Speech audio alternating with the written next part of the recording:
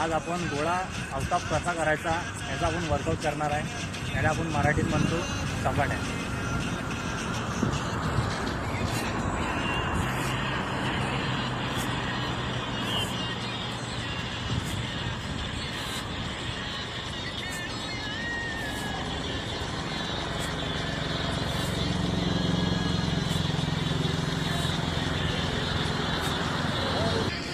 हे झालं पहिलं वर्कआउट।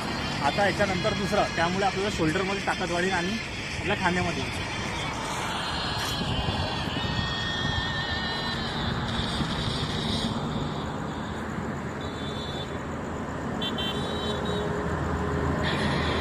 आणि आपलं तिसरं वर्कआउट हे आपण फॉलो करू। त्याच्यामुळे आपला ट्रायसेपमध्ये पॉवर येते आणि घोडा आपला दूर जातो।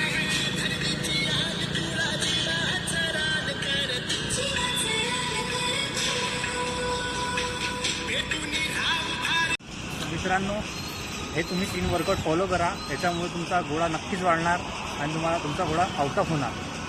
जय हिंद।